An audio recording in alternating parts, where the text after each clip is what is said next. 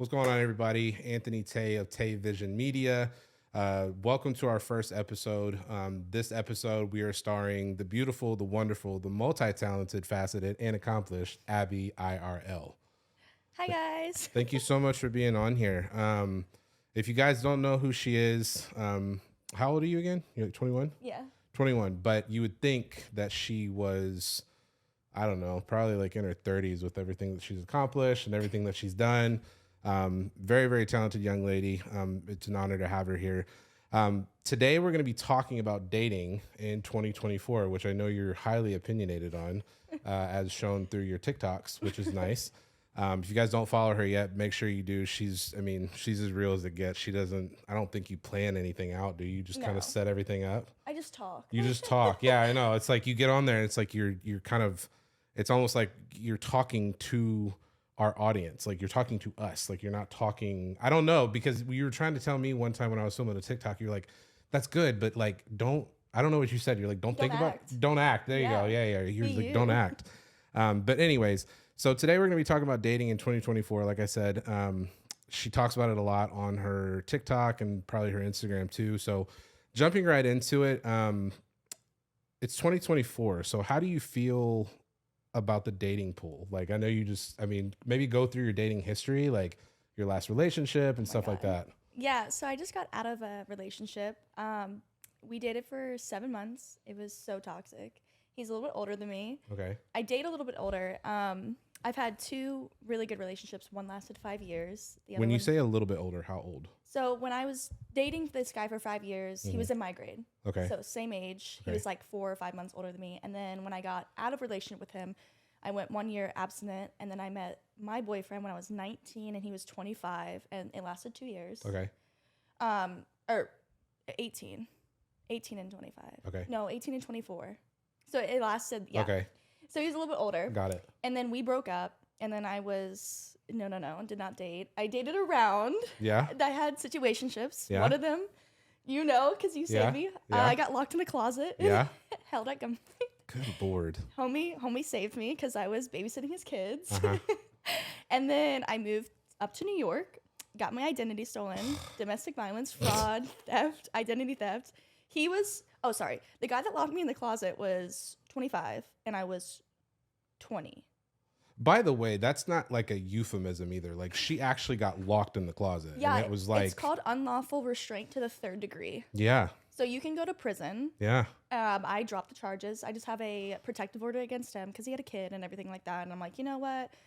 Any girl that has experienced, or guy, or they, thems, I don't know. But whatever you've experienced, a traumatic, life or just an experience with someone, your brain responds just like PTSD from people that come back from war. So I don't think it's fair when like police officers ask you like, what do you think should be done that day of? Because it's like, I'm going through so many emotions. Tough. Yeah, it's like, I don't, like when I broke up with him, I moved to New York. I was like, I need to start over. Didn't work out. That guy was 24 and I was 21. I just turned 21 in February and I moved up there in December. So I was 20 turning 21.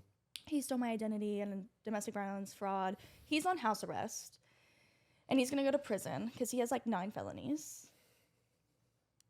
Not my finest moment. But when just one from the other, you know.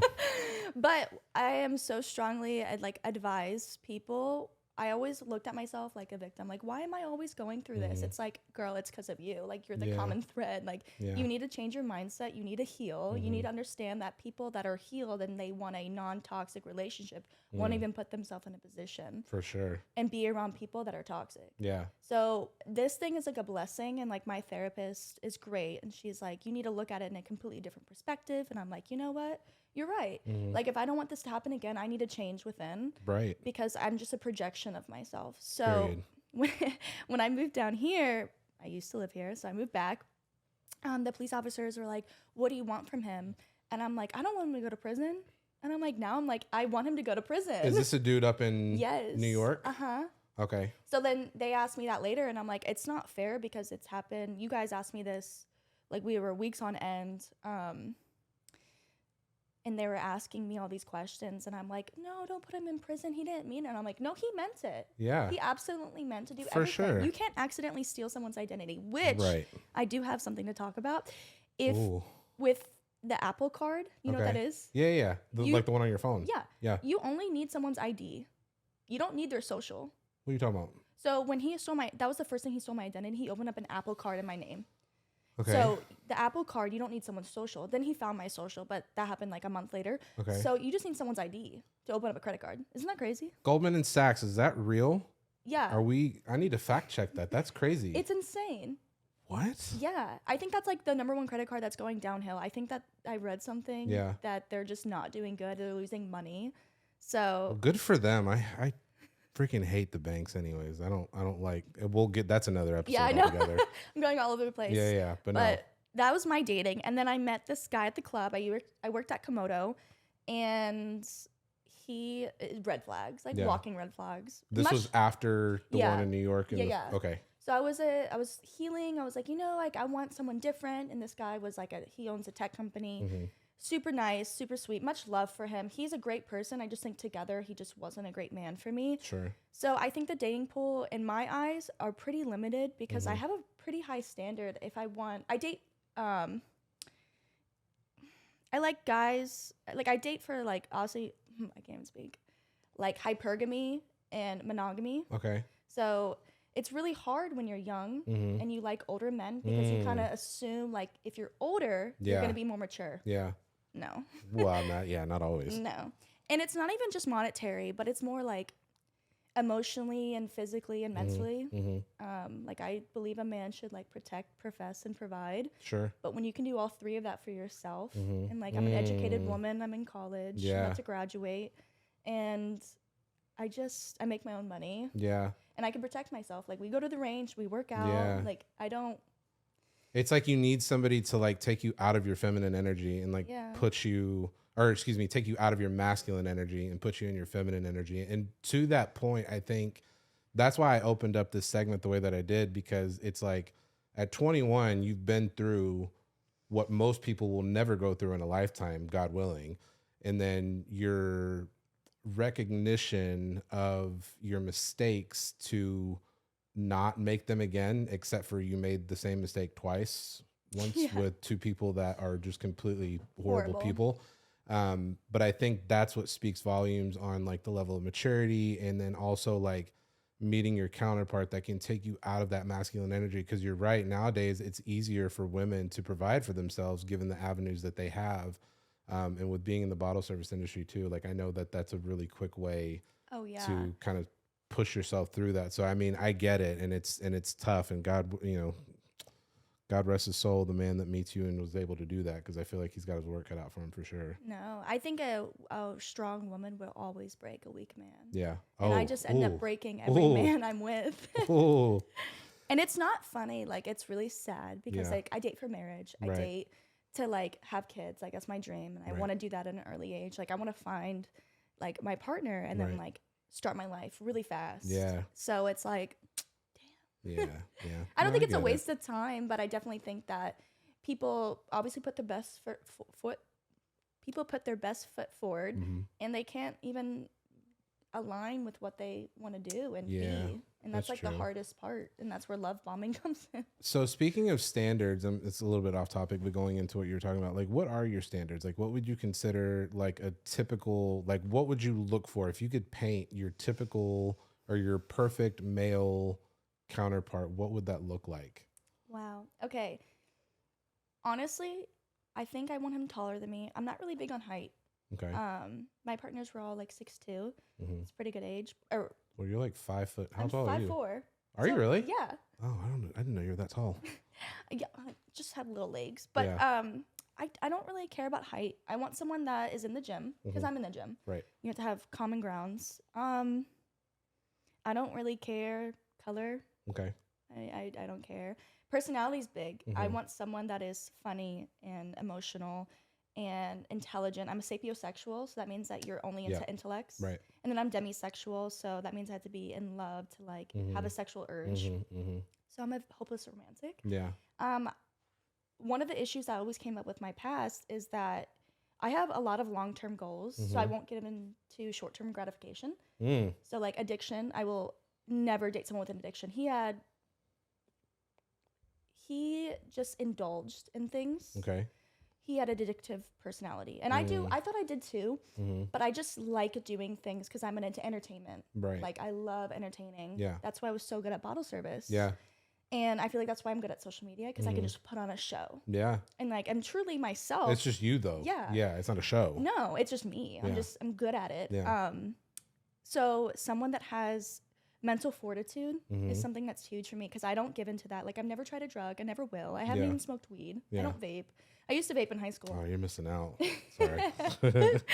I bet I am. But I don't want my kids to grow up with an addiction and like see mom and dad do that. So it's like I don't give into short-term gratification from like to diminish my long-term goals. Yeah, no, I mean, that makes sense. I mean, it's again, like you can hear it like in your conversation. It's so prophetic and it's so well-rounded and like put together. And typically women your age, and this is just from my experience, are just they're not there yet. Like they might know what they want, but then when it comes to practicality and like applying it to like a real life or real world scenario, it doesn't really translate, which is weird, because it's like it sounds nice, but then when it comes to actually putting it to action, it's like they go the other way, because a lot of women will, again, to me, it's like a culture. It's like a culture of like, it's like, I don't want to call it an addiction, but it's like transactional, right? Like sugar daddy, sugar baby, like I have money, so therefore I can have whatever I want type things. And a lot of women don't have the ability to turn that off, especially if they want something, especially in that age. Like you don't want to lose it. It's very hard for them to realize like that's not a safe space. That's not a space that you can grow.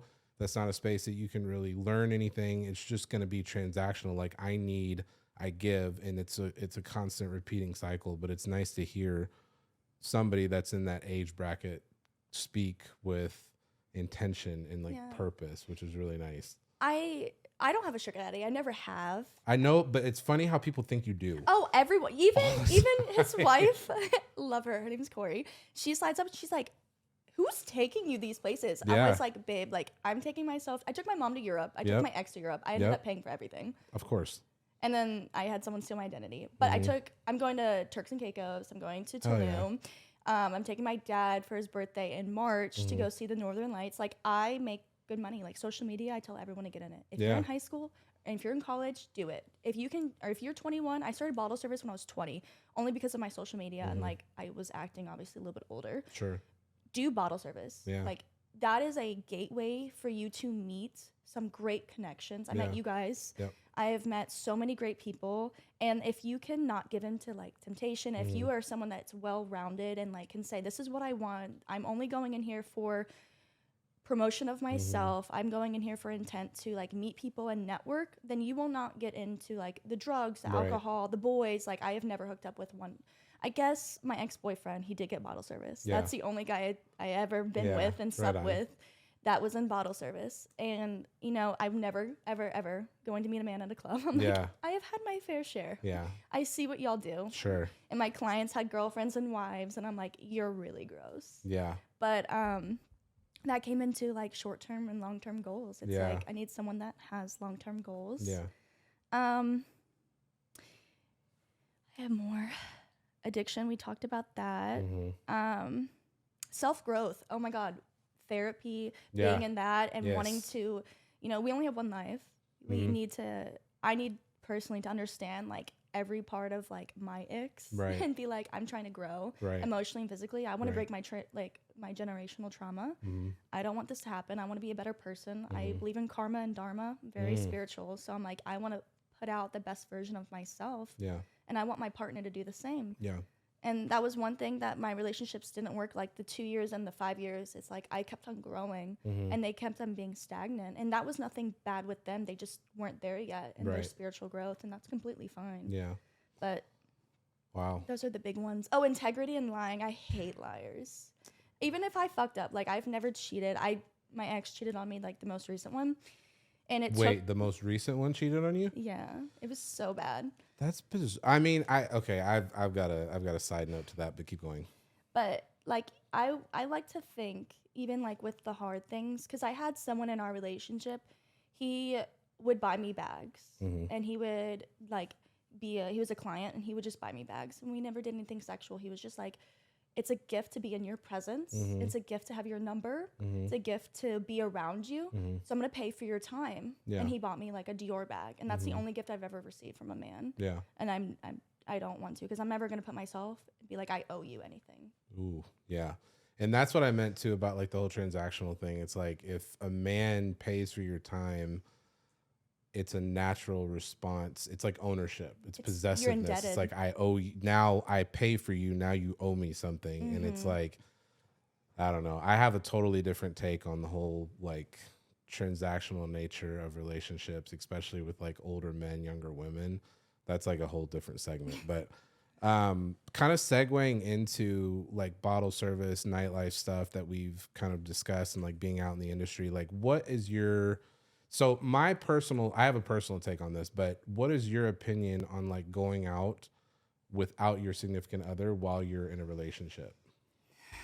So when I was in a really healthy relationship, I was 18 and 19, and I did not know what clubs were. I did not know this part of me. I was like my ex, the one I dated, but not my most recent one, but my, okay, let me segregate it. So my two ones that were healthy, I had no issue with them going out. Like the one I dated for 5 years, I trust him. I still talk to him. Like we're just a friendship. Like we went through middle school and high school together, and he went off to college. I went off to college. We just ended. And then the guy that I dated for 2 years, very sweet man. He would go out to clubs. I had no issue. I was 18 and 19. Like I didn't have I didn't drink. Like I don't do any of that. So in a healthy relationship, absolutely.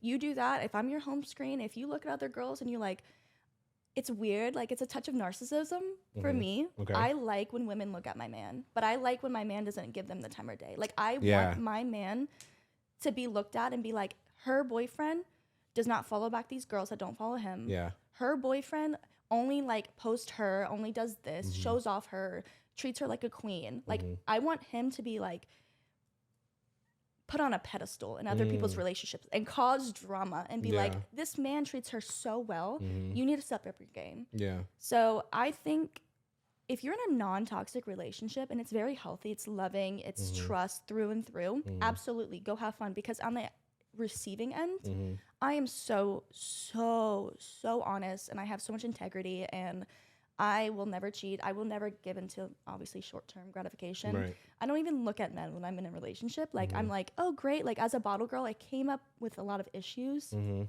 I understand that. But like once you get to understand that not all the people look at people like, oh, you can spend money doesn't mean that you can take care of me. It's like, I don't want you to take care of me. Like I don't want you. Like I just have my mindset in a completely different way. Sure. So if my partner has that, and I'm hoping my partner would have that, you can go out to clubs. But if he's not, like my ex, I'm like, you do not go to clubs. You do not go get bottle service, because I know how you are. You're going to stay inside. I'm like, that's not healthy. No. And I think too, so that was like kind of that was my point before. And luckily, I mean, we've been married for almost a decade now. And so we've been through a lot of shit, and we've been through a lot of stuff. And it's like, what we realize is it's not about, because a lot of people I've heard say, like, especially women, unfortunately, be like, well, my man, it's like, I've seen it on podcasts, I've seen it on like Instagram, social media in general. They're like, you know, like, well, if my man doesn't let me go out, that means he's insecure. And it's like, and my take on that is like, well, it's kind of your job to make him secure with himself and with y'all's relationship, so that way that can be a point of order and that it can be a point of trust. Because my whole thing was being in a relationship that is secure. It takes security on both sides. It's never just like, I can be as secure as I need to be as a man, like individually, but like if I'm with somebody and I don't feel safe and I don't feel respected, then it's hard for me to find security within that relationship and within that person. So it's like with me and her, like we went through a period of time back in 2018, I think 2018 or so, where it caused a lot of issues. And like, I didn't trust her going out by herself because I didn't trust what she would say when she got, what was that? Was that the cushion? I didn't trust what she would say when she got back. And so for like a year or so, we had a period of time where she couldn't go out without me. She couldn't go out by herself because there was, I mean, so it's funny that you talk about like monogamy and stuff like that, because knowing me and my wife, we practice E&M. We have been that way for 18, 19, 20, 21, 22, 23, 24, almost 6 years now. And so it's definitely a different take on things, but it's like, that's only because I've been through my own shit. Like I've been through where I've cheated. I've been through where I've been cheated on. I've been through relationships where I've talked to people and they've been cheated on and it doesn't really seem natural. I'm like, cause like with you, you're like the last guy cheated on you. And in my mind, I'm like, why? Like what was the, like, it doesn't really matter the reason, but at the same time, I'm like curious because it's like, you have all this going for yourself physically. It's hard to not, there's certain people like my wife, for instance, too. Like when she walks into a room, it's hard to not look at her. Like it's hard to not pay attention. So it's like you, it's the same way. It's like when you walk into a room, it's kind of hard to not like look at you. And then you have your, your education, your spiritual, your caring, you're very nurturing. So she mentioned that we met at bottle service. We actually did meet at bottle service. We met off of care.com. Okay, no, we met at bottle service. Oh, you're right. Yes. You're right. But I didn't make the connection. I look completely different. She did. But yeah, like you're very nurturing. So it's like, to me, I'm looking at it from the outside being like, well, why, like, you're probably somebody that I mean, I don't know who he is or what he looks like, but my assumption is, you're probably. You do know what he looks like. I posted on my private account and you're like, I thought that was your brother when we went to Miami. That was him? Yeah. Oh, yeah, because he did not. So this is a stigma. This is a problem that I think I have, and I think a lot of people have it too. It's like you look at somebody and you're like, how did he get her? And you naturally go to a few different things. You're like, oh, he must have money. He must be this. He must be that, whatever it is. But I'm like, I saw him and I'm like, oh, that's cute. Like, I didn't look at it as like, oh, that's your boyfriend. I'm like, oh, that must be like your cousin or your brother or some shit. And you're like, no, it's my man. I'm like, whoa. And he cheated on you. So anybody that's paying attention to this, the reason I'm saying this is because like if you saw him standing next to her, it's not really aesthetically, like it doesn't mesh. It doesn't make sense, I guess. My Uber driver, I had his account on my phone. It's because he was like, I'll pay for your Ubers. And I realized that was so he could track where I went when I was going to like Vegas, Miami. Like I work. Yeah. I only go to work. My mom's like, you're never going to meet someone that like looks at her job and be like, I don't want to do this. Yeah. I'm only doing it because I'm good at it. Yeah. I'm doing it because it's going to put me up. Who doesn't want an influencer as an employee? Yeah. Like it made me so many connections. Yeah. And I take so much pride in it. Being like, I'm not who I look like online. That's why coming back to social media, I'm like, I want to portray myself. I want people to be like, this is Abby. Like when I posted I got cheated on, people were like, she's a genuinely good girl. Yeah. So that's what it led me to believe. It's like, it's an insecurity within. Yeah. Like I look at him and like how he was raised and I look at like what he did and didn't get. And I'm like, oh, that makes sense. Like you do this because you didn't get this as a child. And you do this because like you look at the world and it's just like such, not hatred. He's taught me so much. Yeah. But he was a pathological liar. Like he didn't even own his condo. Oh. And like he said he did, I guess. Yeah. Oh, okay. He lived there for like 4 or 5 years and he didn't own it. And like all the things, like I'm such a truthful person. Like even if it's like it will come back to bite me in the ass, I'm like I'm gonna lie because I would want that same respect. So when he like told me he cheated at the beginning. He told you? Yeah. Oh. I knew. I got a hey girly message. And then he like texted this girl. He's like, hey, I want to go to Miami. Or no, him and his friends are influencers, like huge YouTubers. I'm not going to say it. Okay. He doesn't do that anymore. He starts an IT company. His friends went to Hawaii. And we were still together. And I found out about all this. Like we broke up. Like I was alone for New Year's. I was in bed, sleeping by 11. Like, I broke up with him. I'm like, I can't do this. Like, I found this shit. Like, I found underwear in his house. I found all this stuff. I cried. I'm like, you need to change. And I'm like, he's not going to change for me. He doesn't love me. You stayed with him after you figured out he cheated? I found out he cheated, like, with this girl month 2. And I stayed. And then he cheated again. Oh, I don't know if he cheated, but I found, like, things that in his apartment, like underwear and shoes and makeup and hair products that were hidden. And I'm like, I'm disgusted. And then, like, 2 days before I went to Europe with my mom and he joined us later. He bought his own flights. So I just paid for everything else. I found a girl's top and I'm like, what the fuck? And I'm like, men don't respond to anger. Men Yeah. respond to silence. Yeah. We go to therapy too. So we went to therapy because he cheated. And he's like, I want you. I'm going to change. He started to change. Mm-hmm. And then I broke up with him. He's never broken up with me. I've always broken up with him because I'm like, I need more. Yeah. And then like my therapist was like, babe, like he is not going to change for you. Like he doesn't like love you enough to change. And I'm like, that hurt. I'm like, fuck, you're right. So when I found out, we got back together so many times. Mm-hmm. Oh my God. But each time we broke up, he would call this girl, he would text this girl. And then during their whole relationship, it was like muted, changed the phone number, name. Mm-hmm. And then like when I was going to Vegas, I got the hey girly message. I went to Vegas with all my girlfriends. I bought bottle service. He's That like, was recently. I You bought just that got back, I feel yeah, like. I did. So it was recent. And then I got the hey girly message and she deleted it. But I was going through my DMs because I was like looking for a DM from this agency. Mm-hmm. Besides the point, I find it and she deleted it instantly. It was like I had a gut feeling. It was weird. Like girls' intuition is so strong. Time the fuck out on girls' intuition. I got okay, well keep going. I got my own story on that.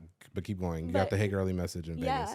And I was like, you have 1 second to be completely fucking honest. And he's sweating bullets. He's like, what did she tell me? What do you know? Tell me what she knows. Like, tell me what she said. I'm like, no, you are not. I'm like, you're going to be a fucking man. You're a 24, turning 25. You fucked me over. I was in the ER, but like all this shit. I'm like, I'm listening it. I'm like, all I want you to do is say, I'm sorry. Tell me why. And I'm like, I want to know what part of you is so hurt that you cannot be loved. And he was like, he told me everything. It took 2 hours. I'm crying in the club. And my girlfriends were like, Abby, it's bottle service. I'm like, girl. In Vegas? All my friends hate him. And I'm like, he'll change. Stupid. Stupid. And then the whole time, he's like messaging this girl from Florida. And he was like, come on this vacation. I'll pay for you and your friend. And I'm like throwing. I threw his phone. I'm not even going to lie. I was reading this and he's like, please, I'll change. And I fucking threw it across my house. I'm like, you don't get the fuck out of my house. Yeah. And I'm like, I'm gonna fight. I'm gonna fucking fight. Oh no. So he did all of this, and I'm like, I am disgusted. Like I have a pit in my body that makes me feel like I'm not enough, and I have to be like, I'm enough. Yeah. I'm so much more. Yeah. It's just like, it comes down to like, I think it comes down to respect. That's why I say like respect is one of my top tiers, because you can love someone and still stab them in the back. Oh, for sure. I believe he loves me. I'm not going to be the woman that he changed for, but he will always remember me. Right. His next relationship, he's going to be like, why can't you be like my ex? And give me all the ways that I loved him, that he was just like, I'm too much of a child. I'm like, you're 24. Like, it's everyone's teething in their own way. So he's teething in this way, and he'll learn, he'll live, he'll persevere, you know, he'll come back. That's fine. Like, I forgive him. Yeah. But bro, okay, so woman's intuition. So my most recent E&M journey started in, I want to say, February of last year, and it lasted until October of last year, but it ended once or twice, I think, in between that point. Well, when it ended, I'm gonna give you all the Cliff Notes version, but this is fun. I'm talking about the women's intuition part, because like as a man, like I think I've underestimated women's intuition before, because I'm like, I'm smart. Like I'm a smart dude. Like I know my way around. So it's like, I think that I can figure it out, but it's like, there's just something about a woman's intuition, and it only gets stronger as you get older. Like as you get older, it's like that shit intensifies. And so I had told her that our relationship, because she was my girlfriend. Like she was my girlfriend for like 8 months. And I told her that relationship had like ended. Like that was it. We had started talking again. She knew about it. She knew that we were talking. She knew that we were still friends. We would go to the gym together. We'd go get food together, shit like that. But eventually it got to the point where we shifted it and we started like dating again, but I didn't tell her that. And so hold on, it gets better. So this is all happening, right? And so I told her that I had to, and I'm exposing the shit out of myself right now, but I don't care because I've already done it. Humility. I mean, it is what it is. Like, and we've learned from it, we grew from it. But the problem was at the time, because here's the thing about men, right? Like you said, you're like, once you know, like you fucking know. Absolutely. You know what I mean? And like, there's nothing we can do to stop it. So I told my wife, I was like, I'm going to go to Miami for work, because sometimes my work will take me to other places. And so did I tell you about this? I don't think I told you about this, did I? Okay. So I told her, I was like, I'm gonna go to Miami for work. Meanwhile, I'm actually taking my now again girlfriend to Miami for a job. She was working. And I was like, but I'm gonna disguise it as I'm going for work or whatever. So this is when it starts. This shit's crazy. So I'm on the plane. There's nothing. I'm unaware of any sort of like level of alertness that she has. I'm on the plane. Next thing I know, I get a text message from her. She goes, and because we're flying JSX, right? And I get a text message from her. She goes, "Hey, can I ask you something?" And Oh, immediately, shit. She immediately, knows? I was like, "Fuck." Oh no, because normally she doesn't ask me, "Can I ask you?" She's just like, knows. "Hey, hey, where's the lighter? Or where'd you put Jaden's jacket or some shit like that?" She never says, "Can I ask you something?" But I was like, "Yeah, sure. What's up?" She goes, "Is so and so with you?" And I said, "No." Oh, gaslighter. Why? Fucking Oh God. no, 100%. I got a PhD in Manipulate. gaslighting within like a 3-hour time span. That's awful. And so I told her, I was like, "No, what makes you think that?" So while we were in the air, she had posted a picture of her food. Like it was like her snack. And it was just the food tray. Like it wasn't anything identifying. Like it didn't have an identifying mark on it, nothing. And I'm like, "What makes you think that?" And she keeps pressing. She's like, "Look, just tell me, is she with you?" And so finally I was like, "Yeah, she's with me." But I'm trying to push her off because at this point I'm in the air. Like I'm flying. I'm in the air, like over the ocean. Like I'm on my way to Miami regardless. So I keep trying to push her away from that scent. And like you talk about I as soon as I landed, because she was like, I need because I told what did I tell her? I think I told her that I said she's here, but she's here with somebody else on another job. And she goes, "Who's this person? What's her name?" And so I gave her the name of somebody I know is her friend. Oh So my she goes God. to Instagram and looks up all of these names for this person and was like, "You mean this person who's already in Miami?" And I'm like, Shit. "Damn." Like I'm hitting FBI. I'm hitting roadblocks at every single turn. I'm like, "Damn." Just be And she honest. was like, "Well, hold on, hold on. It gets better. It gets a lot better. And trust me, anybody that's watching this, I've learned so much from this experience, and I have gone through so much. Um, I've gotten so much resolution from a lot of things that I never personally dealt with that caused me to be a certain way. And it's like there was never a point where I was proud of what was happening, who I was, and what I was going through. But talking about it after the fact, and I know there's a lot of people out there that are probably going to listen to this that are going through the same thing, but that won't say The truth. the truth about what it is. And so back to the story. So we land. She's like, "I need a picture of you and my person and this other person." I'm like, "No, I gotta work." I was like, "I gotta go." I was like, "I can't deal with this shit." So we get in the Sprinter. We are on the way to the hotel, and I'm texting my wife this whole time because she keeps pushing me, and I'm like, "Damn, dude!" Like, so finally, I turn from like the gaslighting, and I turn it into like a very like sociopathic like state because now I'm trying to guilt trip her for bothering me while I'm on a work trip. Oh my God. Yeah. So finally she backs off a little bit, and then we get to the hotel, and then she posts another picture. And then at this point, Corey's like, she's like, "No, dude, like this, you are with her Does like homegirl right now." know that wife knows? What do you mean? Does homegirl that you're with, your girlfriend, know that wife knows that y'all are Not together? yet. Not so yet. she's just posting in Miami. Yeah. Coincidentally, I bet Yeah. she's posting in the same hotel. Yeah. Yeah. And the Corey's like, reason that Corey figured it "You're out here." was she Googled the background. Like she Queen. Googled this I hotel would too. and the pool and Absolutely. compared it to the picture. And she's like, "No, she is with you." And I'm like, "Look, yes and no. I'm working. Stop bothering me, whatever this is." So we go to dinner. At this point, I have like an hour-long conversation with her, get her off my tail. So I thought, go to dinner. And while we're on our way to dinner, my girlfriend is texting our mutual friend, which is our old babysitter who you actually know. Yeah. You don't think she's gonna snitch to No, wifey? hold on. We're getting into it. We're getting Oh into my this God. weed. And so our best friend, one of our best friends, has my location and has my girlfriend's location too. So all day, You're lying. all day, Corey and our best friend were talking because Corey had got this like thought in her head. She was like, damn, like I feel like something's up. Like I need to hit up our girl. So she hit her up. And so at this point, my girlfriend and our best friend are texting in the car, and she's like, telling her all this stuff. And I'm like, who are you talking to? She's like, oh, I'm talking to so-and-so. I was like, oh, okay, cool. Tell her I said, what's up? And then that was it. And then we're on our way back. And then I found out that she had told our friends some stuff that was not supposed to be said out loud. And by the time I got back to the hotel, I got like this goodbye message from Corey. And it was like, but at the same time, I had called her before and we said goodnight like normal. Texted me like 30 minutes later and was like, hey, like, just wanted to say, good night and I love you one more time. But like, I didn't want to believe what was happening and yada, yada, yada. But like, I'm done. Like, I can't do this anymore. And I'm like, shit. Cause she at that point had sent me like 15 screenshots of like messages between my girlfriend and our best friend. Unfortunately, it was at a point where I was in a place where I couldn't download them. It was like the iCloud link. So I couldn't see what she sent. So I didn't know what she knew.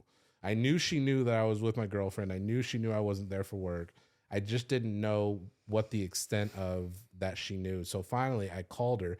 This is how I know I fucked up in a bad way, because normally we've been able to talk through a lot of stuff. That's the first time that I think, and I'm on the beach in Miami at like 3 a.m, calling her over and over and over, and she's not picking up. And then she does pick up. She's talking to me for 20 seconds and then hangs up the phone. I'm in Miami for less than 24 hours. I get on a plane at 5 a.m. I book another flight home. I get on a plane at 5 a.m., come home, and I spend weeks, and I meant weeks of like deep digging, deep diving in like therapy and trying to figure out like what created this version of myself that I was not able to fulfill a certain space with in our marriage. And mind you, like we're open, like we've been open for a long time, but the whole thing about ethical non-monogamy is it's ethical. There was nothing ethical about what was happening and about what I was doing because I wasn't honest about it. And so, I mean, it's hard to cheat when you're in an ethically non-monogamous relationship, but I somehow fucking managed to do it. And so all that to be said, I think when it comes down to it, there's a certain level of accountability that people lack, myself included. It took me, and I'm 37, I'll be 38 this year, right? Yes. Shit. Yeah, I'll be 38 this year. So it took this experience for me to learn so many different lessons about myself and shit that I never wanted to see, like say or like hear out loud.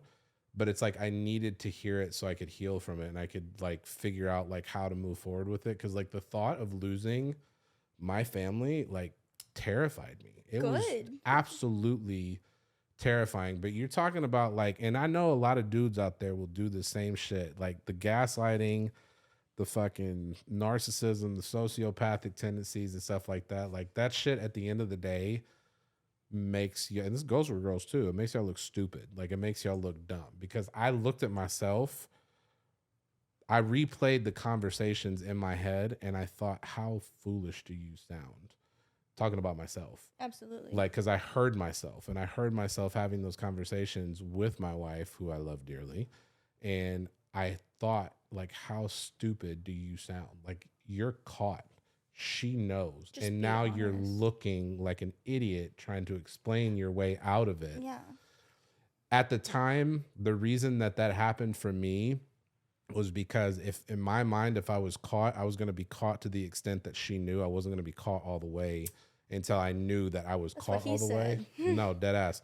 And so, but now it's like, it's so much, but it's like also too, the other thing that took it out of me was like, and this is something I learned at a very young age, like to keep up a lie takes a lot of fucking work and a lot of mental like fortitude. So like being honest up front, as much as it may suck, it's less taxing. Absolutely. Like it's so much less taxing, like on your body, on your brain, on your heart, on your family. Like it's so much less taxing, but it's also like in the moment. I mean, I don't know. I don't know. I feel like when it comes to certain things, I feel like everybody lies to an extent. But absolutely, I mean, I've lied. Yeah. But to that extent, that was a different story. But anyways, going back to the whole conversation about women's intuition, is she knew what was going on from like the minute I landed in Miami, and I had no clue. No clue at all. But she was doing her own research and investigating and like looking into shit. And I'm like, dang, dude. So at that point, like, I respect a woman's intuition, but at that point, I solidified it. Like, it's whatever you guys think, I'll give you probably like a 99.9% success rate. Absolutely. I knew from day one. And that's why I'm like, so I read a book. It's called Psychopath Free. I read that book. I have You it. have it? Yes. So good. Yeah. And I was going to ask you about this because, naturally speaking, a successful man, a man has more narcissistic tendencies and psychopathic than women. Yep. But women have more BPD and men have more bipolar. But a lot of men can't get on medication because if you're a successful man and you're running a company, you can't get on a medication because someone can be like, you're not fit to run this job. You're not fit to do this. So it goes undiagnosed, and then they go and develop like psychopathic tendencies and like narcissism. Yeah. But from what I've read, I love it because I used to be a codependent. And I'm like, oh, it's always happening to me. Why? Because I'm a fucking codependent. I leech on to people and I want them to love me, and I don't even love myself. So once I got that out of the way, that book explains to me that any time you're with a high value man, even if you're not, but if you're a successful man, you're going to have a touch of the narcissism and the psychopathic tendencies. No, 100%. And I don't disagree with that at all. I think I said it in an episode a while ago. It's like, I feel like everybody, men specifically, they have a level of narcissism. They have a level of being a sociopath, but at the same time, it's like acknowledging and realizing that exists and not letting it get the best of you. Because like I said, during that time, because I was forced to go back and listen to myself in those conversations, and I was disgusted. Like, I was grossed out. At least you had remorse. Oh, dude, it was more than remorse. That's growth. It was disgusting. Like, the way I sounded, it's like I would make fun of people like that. I'm like, you sound so stupid, dude. But then that was me. I was that dude, and I'm like, I don't like that at all. But I don't know, man. Like, that was a tough scenario for me, and that was a tough thing for us to come out of. But luckily, we were able to, make amends and figure it out. But I mean, we still go through our moments and we still have our conversations. But what it's also made me is more empathetic, because now I realize that like I was lacking a lot of empathy because I was raised by my grandfather, my dad, and my grandmother, who are all three very, very strong personalities. So it's like, for me, empathy wasn't like an idea. Like, I didn't know what it was. Most men also were raised to think that having emotion is a bad thing and you're weak. Yeah, no, I don't know if I was raised with that ideology. I just never learned how to be vulnerable. And so once I learned vulnerability and empathy, it helped me navigate like somebody she's a Cancer, so she's naturally like emotional, empathetic, stuff like that. So this taught me that having empathy and having remorse and like truly succumbing and submitting and having humility for your mistakes has a better impact than trying to stand next to them, because I couldn't stand next to it. There was nothing for me to stand next to. I fucked up. I fucked off. Like, there was just nothing for me to stand next to. But anyways, that was all to say about a woman's intuition and how strong it is. So fellas, if your woman is asking you a question, just know that she already probably knows the fucking answer, and just answer it truthfully. Because like I told him too, I was like, if you're just open and honest with me right now, I won't get back together with you, but I will think you're more of a man. Yeah. And I will respect you because you respected me. Like, you lie for 7 months. Yeah. You can at least do the decency and not try to gaslight and manipulate me. For sure. So now that we've gotten that out of the way, what do you think, in your opinion, what do you think the biggest problem? I think we kind of somewhat covered this in like subtopics earlier, but what do you think is like the biggest problem with dating in this day and age? Maybe just take it from like, I don't know. You're not a millennial. I'm a millennial. Gen Z. You're a Gen Z? Yeah. I'm a millennial then, because I was born in 86. Oh my God. I was born in 02. Shut the fuck up. I think there's a lot of Me Too movements. Ooh. And not just sexual, but everyone wants to have trauma. Yeah. But also, I think a lot of people do have trauma. Yeah. And I think with men and women, it was always looked up as frowned upon, like going to therapy and having that mental health and becoming a better person. Mm-hmm. Like, now there's so much you can do to be better. Yeah. And I think if you look, I don't want to get political, but if you look at the statistics about men that are not in as like a father, and men are growing up without fathers more and more, and women are made to do both roles.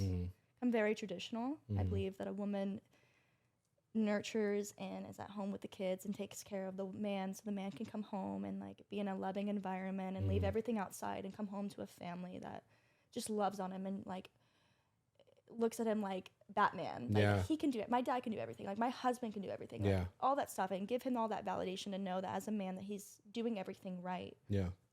So I think with a lot, just with Gen Zs, since I do go for Gen Zs because I think they're 99. Yeah. I think it's broken families that they are raised. The men I go for were raised in broken families, and they don't really see the like divine feminine and the masculine, and they don't have that. So they also don't either have the resources to look at themselves and be like, I need to get help if I want to be healthy, because it's frowned upon on men to, you know, go get help or say that they're vulnerable or whatever. So, and I think on women too, it's like, I think women have the luxury, pussy's power, to say, to get whatever they want. And I think a lot of women are becoming, I was a narcissist. I don't think I'm anymore. But I was a narcissist because I'm like, F men, I don't need them. I make my own money. I'm better than you because I make more money. No, that's not it. You need to heal. You're not better than anyone, first of all, just because you make money. Right. So that was like me 2 years ago. And I think with women, you have a sense of hierarchy saying, if this man can provide for me all this financial things, I'm going to go for him. But I still want to get love and validation from a boyfriend and have him not have a girl to provide for. But then girls are like, I want to be provided for. And the man's like, what are you doing to provide for me? Right. Like, you're not. It's just, I think there's a lot of expectations because of social media and saying like, oh, this person's living like this, I should live like this. And it's like, these people that expect these things aren't really giving a lot of things. Right. So I think it's that. And it leads from just a lot of generational trauma that has not been healed. Yeah. And it's like hard because it's like, I will only now date people that can look at a situation and be like, I fucked up and I'm needing to go to therapy and like, I need to not do this again because my karma is going to come around. And like, I don't want to hurt people because like you can do things and not try to hurt people. Right. I think you hit it on a more deeper level. I think for me, it's the fucking internet. I think it's social media in general, because like, when I was like, this is a long time ago, but like when I was in school, when I was in grad school, I was just looking, I was poking around. I get really like sidetracked sometimes. And I was looking up something about like marriage statistics and I was shocked. Like the creation of the internet, it shot up divorce rates due to infidelity or irreconcilable differences by like 200% because and there was a documentary on Hulu about Ashley Madison. It was like a website. It was basically the first version of like seeking arrangements, kind of, but it wasn't sugar baby, sugar daddy. It was people looking to have an affair. Literally, that's what the website marketed. It was called Ashley Madison Deadass. Isn't infidelity? It's illegal in almost every state, right? Or is it every state? Illegal. Like you get charged. No. I know it's in Texas. When I grew up in like New York and Delaware, then yeah. No, I mean it's not illegal to cheat on your spouse, but if you go to, it is. Well, let's take it to a Google. I mean, illegal in what way? It's a sin for sure, but it's not. I don't think it's illegal.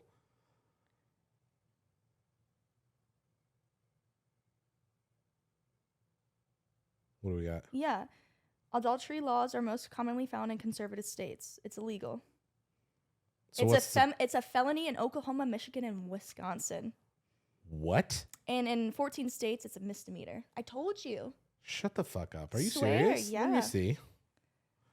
Because I was a nanny, so you can only imagine who I've seen if nannies are either for like majority of like husbands that like lost in divorce, but obviously when you're a nanny, you get to hear a lot of things.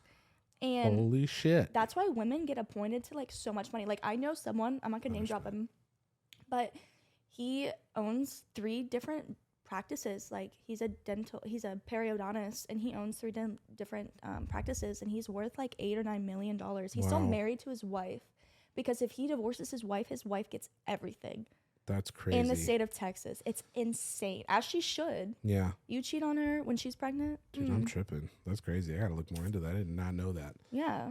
But yeah, so Ashley Madison was a site that was created for people to have affairs, and that was created back in 2000. in the 2000s, early 2000s, whenever it was. But either way, like that, now you have Tinder, Bumble, just regular Instagram, fucking social TikTok. media. Yeah, just regular shit. Ass and titties everywhere. And it's like, I feel like that's the reason that infidelity is so high and it's so easy to have those. It's like everything's at your fingertips. Like before, because again, before you had to like put Playboy, in effort to cheat on somebody because you had to see them in person. Call the Yeah, exactly. You say Drive that to them. like you lived through it. You've never even seen a landline. Yes, I actually had one. My parents are very traditional Interesting. and cheap.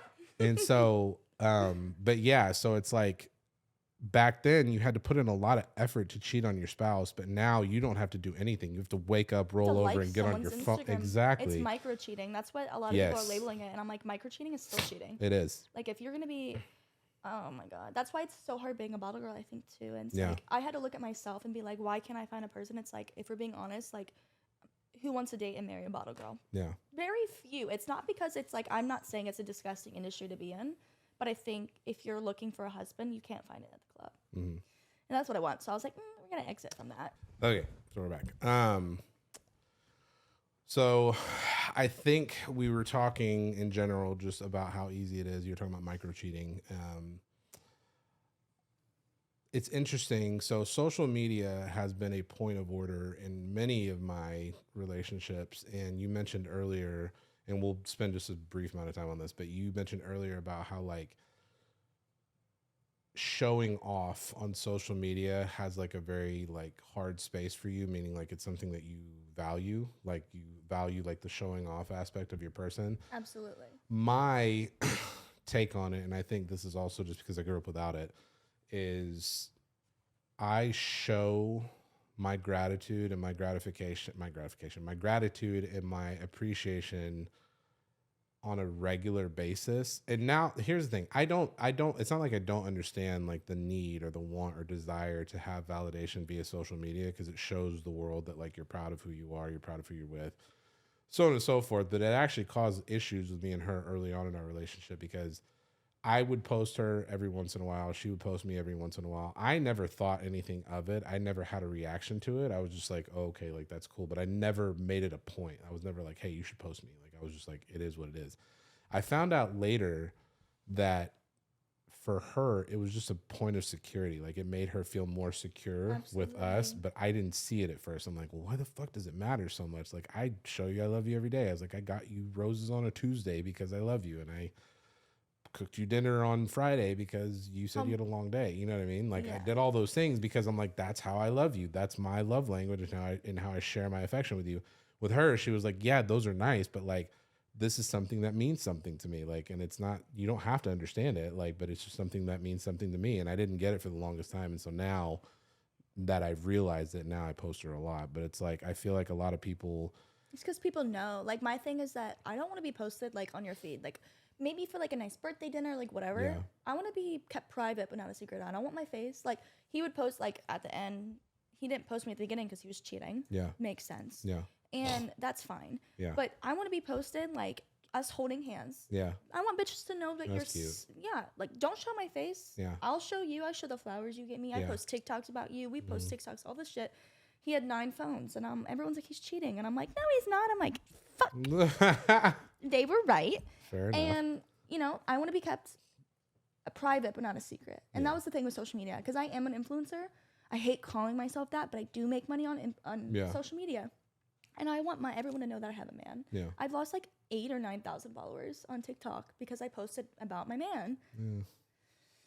I don't care that much. But like same with social media, like 2 or 3 on Instagram, and I'm like, you know, like you'll come back, like whatever. But at the end of the day, it's like it made him feel more secure. It made me feel like people know, so they don't have to hit me up. You know, I'm respectable. If I'm sure that didn't stop people from hitting you up either. Yeah, but like me as a woman, like I will never ever talk to a man that is taken. Like if he has posted in his thing about him even at a girl's place, I'm gonna be like, interesting. Yeah. Interesting. Someone definitely cooked here. Have you seen that? So wrapping up a little bit of our segment, because this has been, I mean, this is probably, you know, this went a lot better than, not that I thought it would go. I mean, I thought it was going to go really well, but like I think we got into like some really like deep stuff. The one thing I am curious about, this is just a personal question and like point of curiosity for me, is you talked about like a 3-month rule. Yes. What is that? So it's a 3-month rule. I know that there's a 3, 6, and 9-month rule. Okay. And if you think about it like this, 3-month rules, you're going to go through 3 cycles with someone. Okay. So you get to see it. Addiction ends at 27 days. So Okay. about a month. Okay. So if you have a 3-month rule, I have one about sex. And I have to be in love to have sex. And like I have to go through 3 cycles with you. And I want to go through 3 moon phases with you to see if I could potentially see myself like having sex. Because if we have sex, then you could get me pregnant and you could become a dad and we will Right. have to be a family. Right. Because I just think that way. So I have that 3 rule. And then there's a 6-month rule that I recently read that people start becoming either worse or better around 6 months because you're going, 6 months is how many days? It's 180? No, more than that. 180. Is You're it? right. Yeah. Okay.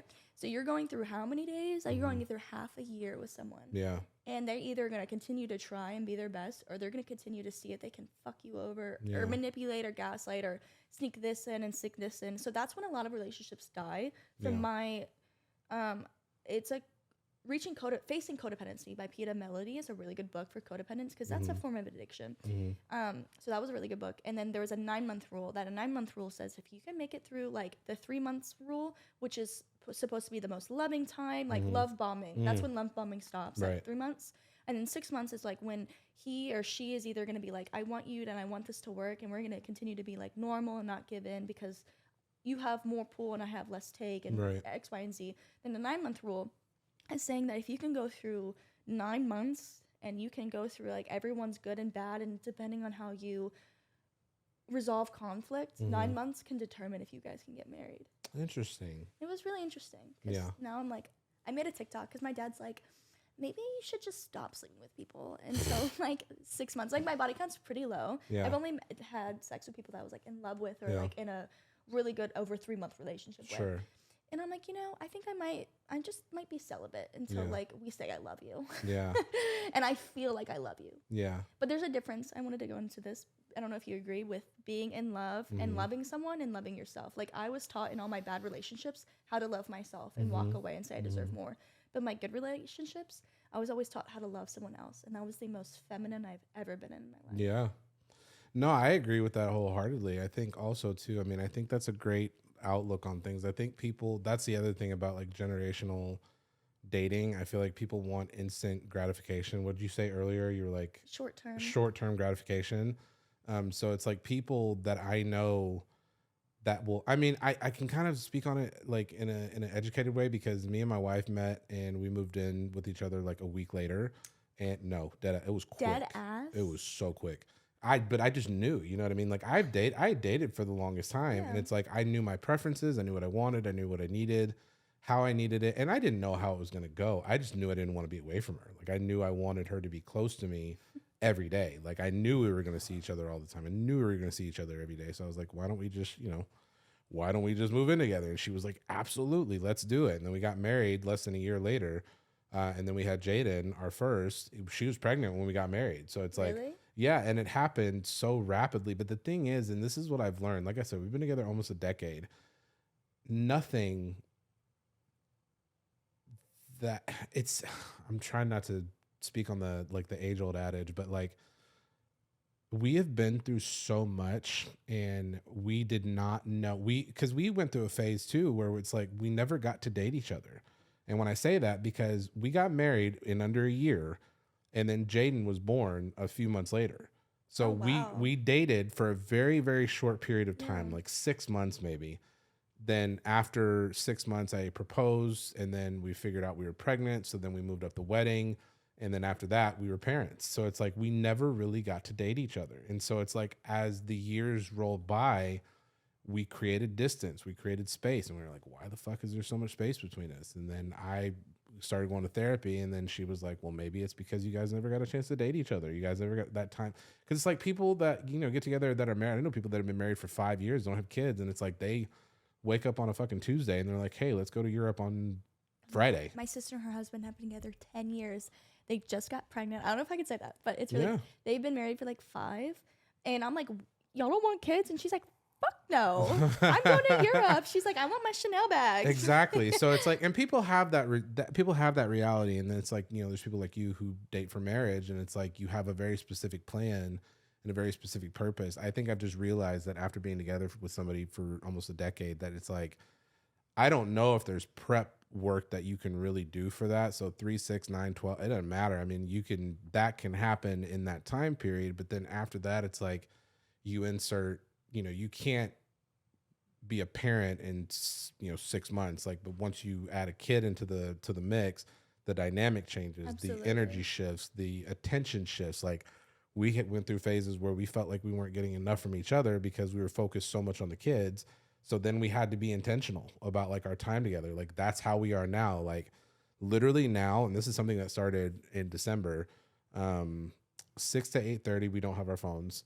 Every Wednesday and Friday or Saturday is date night because we have to be intentional with that. Yeah. Even our sexuality, like sexually, like we are very attracted to each other. Always have been, always will be. But it's like sometimes like a little bit more effort is needed. And because sometimes like I get home from the day, and especially if the kids are like all over the place, like I am just exhausted and I don't have, yeah, I was like, I just don't have the energy.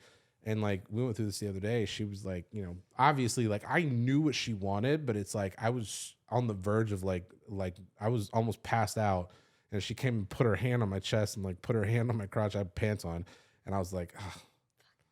Let's go. Like, no, not even. I was like, babe, I was like, can we wait till in the morning? And like it caused a conversation to happen, but I was like, had that been you walking out of the bathroom like with nothing on, like I wouldn't have said shit. I would have been like, let's go.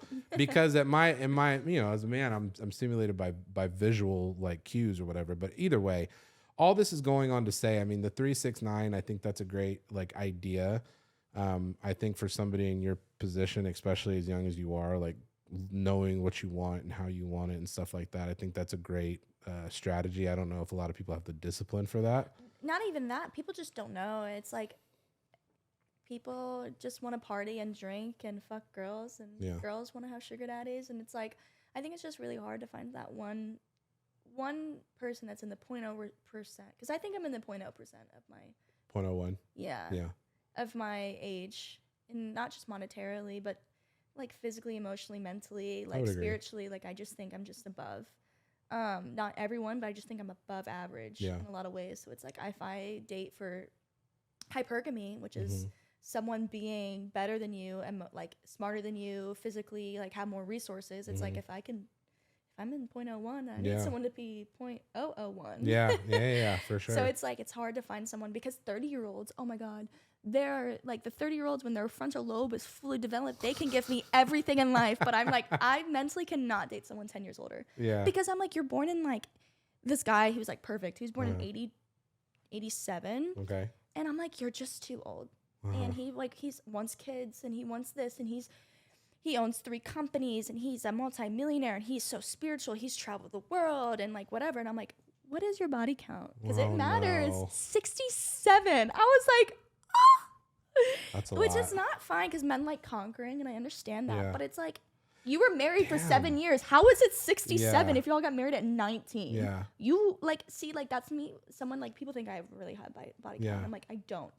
And it's like, crazy. You've called out so much shit, like, but it's subliminal. You're like, men like conquering. And then you speed past it, but it's so impactful. It's like, yes, we do. Yes, that's we enjoy conquering, but it's so like, it's profound to hear somebody say it like out loud that doesn't really have, because somebody like me, like I said, I'll be 38. Like it's hard to think that like somebody at 21 can know me on a level that most people wouldn't. Like it's just basic. It's basic sense. To you. Yeah. To you, it's common sense. Not to everybody. That's not common sense. I mean, there's a whole tribe of misconceptions and misunderstandings about men and women in this century or in this day and age. But it's like, I'm sorry, you said it. You said it. You're like men like conquering. You're like, every man is going to be more narcissistic than this, that, and the other. And it's like, you said this throughout the podcast, and it's like been super impactful. And I've not stopped you because like you keep going, but I'm like, you keep like throwing these discs out. And I'm like, damn, dude, like people listening are going to pay attention and be like, yes, we are. Yeah, because it's like, you know it. You can't change it. I want a narcissistic man just a little bit because I want a man that can provide. Right. And, like, I want my man to be, like, a CEO. Like, I will never date an athlete. I will never date a rapper. Like, absolutely not. That's something I will not do. I want to date a IT guy, like a nerd. That's someone that's, like, because I am too. Like, I'm a fucking nerd. So it's like, if I want to date a high-value man, then he's going to have a past. I'm never going to be upset with the past, but me, I don't have that big of a past. Yeah.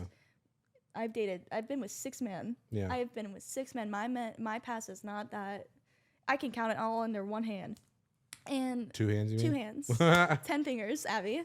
But it's like, for me, it's like, I will never shame you for having a high body count, but it's like, unless I've shamed people for having high body count, because it's like, I could fuck a million times more men than you could fuck women, but I choose not to because I have self-control, and self-control is the best form of self-love. Period. So I'm going to end this right there because that was a perfect place to stop this. Guys, thank you guys so much for joining us on this episode. I'm going to put her IG and her TikTok in the description and then also on the screen. Abby, thank you so much. This was perfect. Awesome. This is amazing. Thank you so much. Yeah. Guys, again, Tay Vision Media. We'll be back next month with a new episode and hope to see you guys then.